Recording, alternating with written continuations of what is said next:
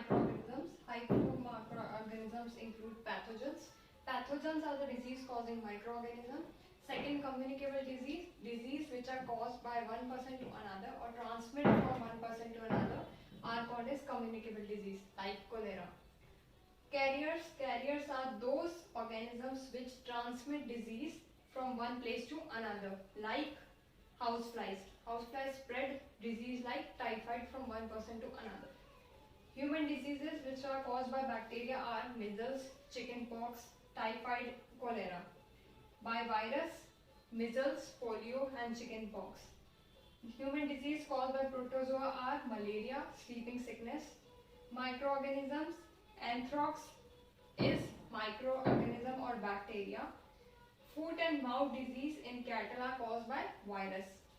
And disease in plants and animals are caused by microorganism. Citrus cancer is one of the example of this, which is caused by bacteria. So this is all about this chapter. If you like the video, please like, share, subscribe. Thank you. Good morning everyone. So today we start with class 8, chapter 2, microorganism, friends and foe. So what are microorganisms? Microorganisms are organisms which cannot be seen with the naked eye. Microorganisms are also called as microbes. So there are 4 categories of microorganisms. First is the bacteria, second is fungi, third is protozoa and fourth is algae. So we will talk about the properties of these. Bacteria. First, bacteria. Bacteria are single-celled organisms. Second, they are found in the wide range of habitats which are ranging from glaciers to deserts and from hot springs. So example is curd of bacteria. Next thing is fungi. Second thing is fungi. Fungi are the multicellular heterotrophic organisms. It is made up of multicellular organisms, more than 2 organisms. So second thing is there is lack of chlorophyll and generally they are found in colonies like asparagus. Third is protozoa. Protozoa are unicellular or multicellular organisms. They are usually found in water like amoeba, paramecium. Fourth thing is algae. What is algae? Algae are the unicellular or multicellular autotrophic organisms. These are organisms which are autotrophic. It contains chlorophyll, pigment and carry out photosynthesis. So this is a type of plant. Algae are the type of plant. So example is Spirogyra. Okay. Next is virus. So what is virus? Virus are the microscopic which reproduce only inside the cells of host organisms. It may be bacteria, plant or animals. So they develop in the plants, bacteria or animal medium. So what are their properties? Properties of viruses are they are ultra microscopic organisms. Second, they require host cells to reproduce and complete their life cycles, like influenza virus, protozoa. There are different terms which are used in this chapter, like fermentation. So what is fermentation? Fermentation is the process by which conversion of sugar into alcohol is done. So these things are fermented. Second thing is antibiotic. What are antibiotics? Medicines which kill or which stop the growth of disease causing microorganisms are called as antibiotics. हम लोगों ने देखा होगा जब भी हम कोई बीमारी होती है हमें तो हमें डॉक्टर क्या प्रिस्क्राइब करता है? Antibiotics to get rid of that microorganisms. Third thing is pathogens. Pathogens are the disease causing microorganisms. Microorganisms which cause diseases in any human beings are known as pathogens. Next thing is communicable disease. Communicable disease क्या होती है? Which infect from which spread from infected person. कोई भी infected person है उससे जो कि spread करेंगी उसको कहेंगे communicable disease. It can be through any medium. It can be through air, water, food or any physical contact. अगर किसी पर्सन को जुकाम हो रखा है, अगर हमने उसका हाथ टच कर लिया तो वो हमें भी फैल सकता है. So its example is like cholera, common cold, chicken pox, tuberculosis. Next is food poisoning. Food poisoning क्या होती है? जब किसी भी फूड को जो कि स्पॉइल हो गया है किसी भी माइक्रो ऑर्गेनिजम्स के थ्रू हम उसको इनहेल कर लें या खा लें, कंज्यूम कर लें, उसको कहेंगे food poisoning. So food poisoning it could be cause due to consumption of spoiled food by some microorganisms. Food preservation. Food preservation is the process by which The spoilage of food items are prevent from the action of microbes. Okay, so there are three methods of food preserving. First is the chemical method, second is the heat and cold treatment, and third is the storage and packing. Chemical methods कैसे use किए जाते हैं? Like preservatives.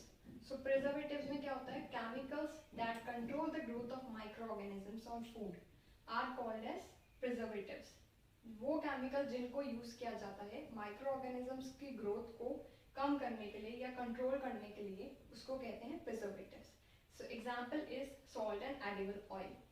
We use different types of preservatives in different things. Like first common salt. Common salt कैसे use होता है? Pickles में to prevent micro organisms. Second, sugar is use in jellies and jams. Third, oil and vinegar are also used in pickles and vegetables. Second thing is heat and cold treatment. So heat and cold treatment कैसे किया जाएगा? First, by storing the milk or boiling the milk. Boiling the milk को किस process से करते हैं? Pasteurization. Pasteurization वो process है जिसमें मिल्क को प्रिजर्व किया जाता है बॉइल करके 70 डिग्री सेल्सियस पे 15 to 30 सेकेंड्स के लिए, और फिर उसको चिल करके स्टोर किया जाता है. So it is pasteurise. हम लोगों ने देखा होगा हमारे पास पैस्चराइज मिल्क के कैंस आते हैं. So it is the pasteurisation of milk. Third, storage and packing कैसे होती है? Dry fruits. For example we take dry fruits. Dry fruits को पैकेट कैसे आते हैं? सील और एयर टाइट आते हैं ताकि उसके अंदर माइक्रोबल जो माइक्रो ऑर्गेनिजम्स है वो अटैक नहीं कर पाए. Next we talk about importance of micro organisms. So micro organisms कहाँ का यूज होते हैं? First in the food industry, second in beverage industry, in medicine production, fourth in vaccine production, fifth increasing the soil fertility, and sixth in cleaning the environment. First we will talk about in food industry. Micro organisms को food industry में कैसे use किया जाता है? By two things. First is lactobacillus and second is yeast. Lactobacillus में कैसे करते हैं? इसको कन्वर्ट कर जाता है, मिल्क को कन्वर्ट किया जाता है कर्ड के अंदर by the process of lactobacillus. Okay, so जो लैक्टोबैसिलस बैक्टीरिया होता है ये एक टाइप का बैक्टीरिया है which promote conversion of milk into curd. Curd में इसको किया जाता है, वो होता है लैक्टोबैसिलस बैक्टीरिया. सेकेंड है यीस्ट से. यीस्ट कैसे यूज होती है? In preparing the breads. Bread को प्रिपेयर करने के लिए यूज की जाती है. सेकेंड, पेस्ट्रीज और केक के लिए यूज की जाती है, केक्स के लिए यूज की जाती है. सो लैक्टोबैसिलस प्रमोट करता है कन्वर्जन को मिल्क को कर्ड में, और यीस्ट प्रिपेयर करती है ब्रेड, पेस्ट्रीज और केक्स को. Second, beverage industry.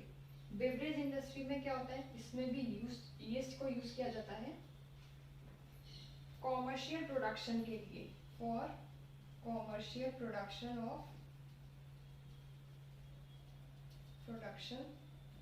Of alcohol, wine and vinegar. तो बेवरेजेस में कैसे यूज करते हैं? इसको यीस्ट से यूज किया जाता है एल्कोहल, वाइन और विनेगर में. सेकेंड है यीस्ट जो होती है वो एक्ट करती है किसकी जैसे? शुगर की जैसे, एक्ट एज शुगर. फिर कन्वर्ट करते हैं उसको एल्कोहल से into alcohol bye the process of fermentation.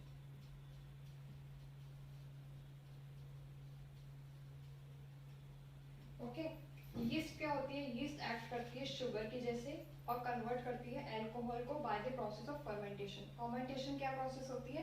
जिसमें शुगर को एल्कोहल में कन्वर्ट किया जाता है, उसको कहते हैं फर्मेंटेशन. नाउ इन मेडिकल और मेडिसिन प्रोडक्शन, मेडिसिन में इसको कैसे यूज किया जाता है? मेडिसिन प्रोड्यूस होती हैं सर्टेन माइक्रो ऑर्गेनिज्म से टू किल, मतलब इसमें एंटीबायोटिक्स को यूज किया जाता है. हमने पहले पढ़ा था एंटीबायोटिक्स क्या होता है. एंटीबायोटिक्स वो माइक्रो ऑर्गेनिजम्स यूज किए जाते हैं किल करने के लिए बैक्टीरियाज को किसी भी सरफेस से या इन्वायरमेंट से, उसमें एंटीबायोटिक्स होते हैं. सो एंटीबायोटिक्स क्या होती है? माइक्रो ऑर्गेनिजम्स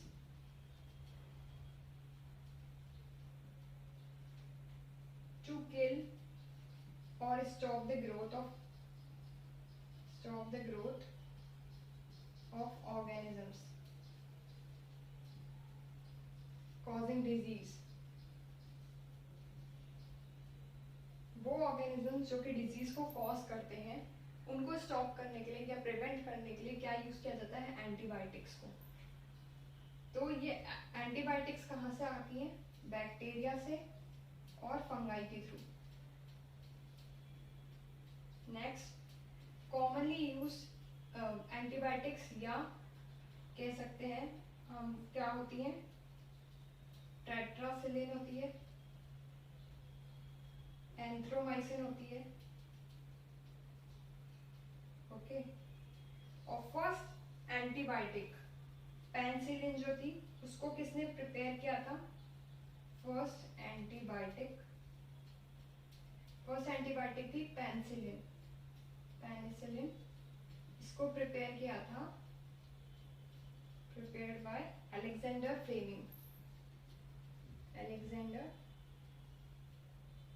फ्लेमिंग ने, ओके। सो एंटीबायोटिक्स कैसे यूज होती हैं? ये बैक्टीरिया और फंगाई से आती हैं।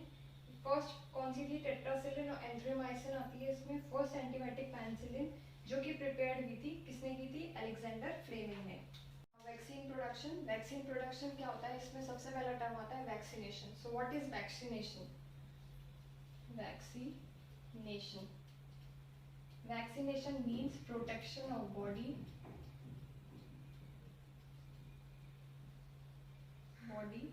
from the attack of various disease causing microorganisms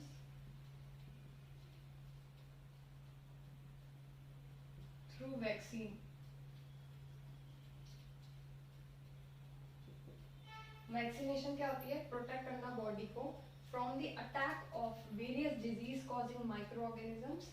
किसके थ्रू? वैक्सीन के थ्रू। उसको कहते हैं वैक्सीनाइजेशन। सो वैक्सीन प्रोडक्शन में कैसे होती है? वैक्सीन क्या करती है? वैक्सीन इंक्लूड करती है डेड प्लांट्स को या वीकेंड माइक्रोब्स को, डेड माइक्रोब्स को, जो कि ट्रिगर करते हैं, that trigger the production of antibodies in the body.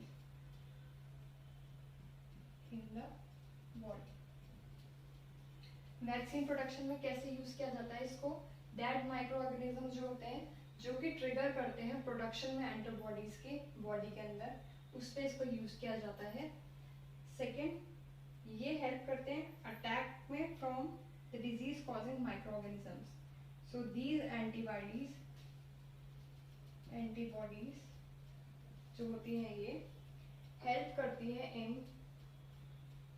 Preventing the attack from disease causing microorganisms.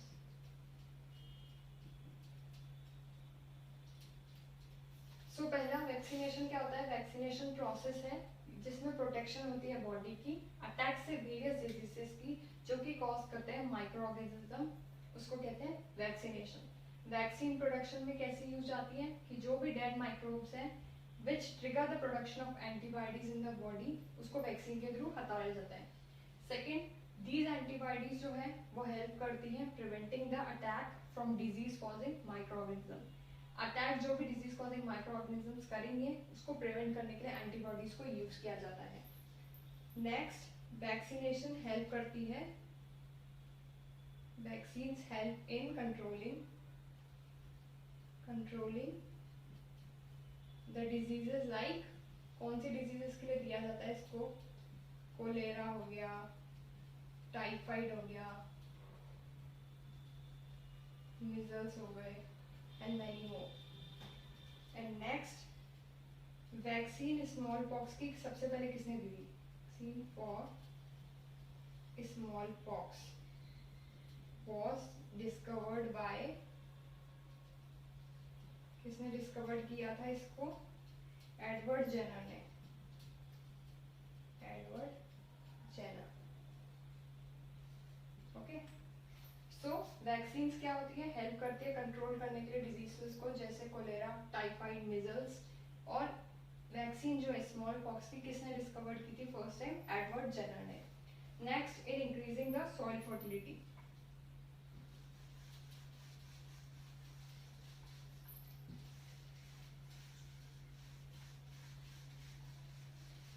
इससे कैसे होगा?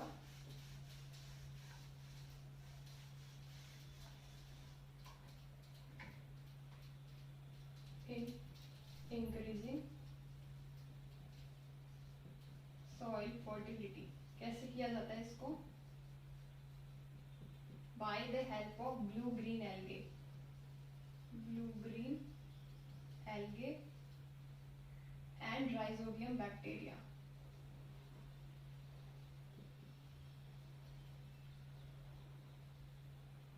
So these are the nitrogen biological nitrogen fixtures, okay। So increasing soil fertility कैसे किया जाता है? ब्लू ग्रीन एल्गे के use से और राइजोबियम बैक्टीरिया के यूज से। ये दोनों कैसे यूज करते हैं? बायोलॉजिकल नाइट्रोजन फिक्सर्स के टाइप से। सेकेंड है, ये फिक्स करते हैं, they fix the atmospheric pressure, the atmospheric nitrogen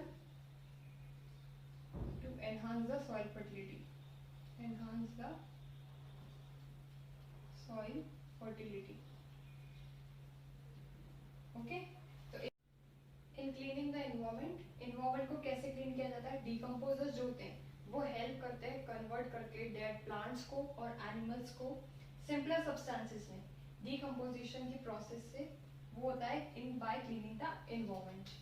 in cleaning the environment को कैसे क्लीन किया जाता है? डिकम्पोजर्स जो होते हैं वो हेल्प करते हैं कन्वर्ट करने के लिए डेड वेस्ट ऑफ प्लांट्स को और एनिमल्स को सिंपलर सब्सटेंसेस में bye the process of decomposition.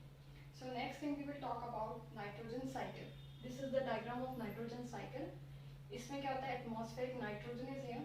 Nitrogen, then it goes nitrogen fixing bacteria and blue-green algae. They fix the nitrogen, atmospheric nitrogen. Then it converts into bacteria, turns into nitrogen, and that also turns into nitrogen compound. Then here uptake by plants take place. Atmospheric nitrogen से क्या होगा? Lightning fix करेगी nitrogen को, plants Uptake करेंगे, animals plants को खाएंगे, फिर nitrogen है जो वेस्ट है वो एक्सक्रीशन और डेथ से बनेगा। फिर कंपाउंड्स ऑफ नाइट्रोजन आएंगे साइकिल में या सॉइल में, और एटमॉस्फेरिक नाइट्रोजन के थ्रू ही बैक्टीरिया जो है वो कंपाउंड्स में टर्न हो जाएगा of nitrogen into gaseous nitrogen, okay. Nitrogen cycle diagram से हमने पढ़ा था कि नाइट्रोजन साइकिल में क्या क्या इन्वॉल्व होता है। So nitrogen cycle it involve circulation of nitrogen through living and non living components of nature. Second, nitrogen जो है वो एटमॉस्फेयर में 78% है। थर्ड थिंग, फर्स्ट प्रोसेस जो है नाइट्रोजन साइकिल की वो क्या होती है? फिक्स करना नाइट्रोजन गैस को इनटू नाइट्रोजीनियस कंपाउंड्स में, जो कि कॉज किससे होते हैं? बैक्टीरियम से, राइजोबियम और लाइटनिंग के थ्रू। नेक्स्ट, वेस्ट जो है प्लांट्स और एनिमल्स का उसको कन्वर्ट किया जाता है नाइट्रोजीनियस कंपाउंड्स में एल्गे और फंगाई के फंक्शंस के थ्रू या द एक्शंस के थ्रू। नेक्स्ट, सम बैक्टीरिया जो है वो कन्वर्ट करते हैं नाइट्रोजीनियस कंपाउंड्स को बैक टू नाइट्रोजन, बैक करके नाइट्रोजन में to maintain atmospheric level of nitrogen, maintain करने के लिए एटमॉस्फेरिक लेवल ऑफ नाइट्रोजन को।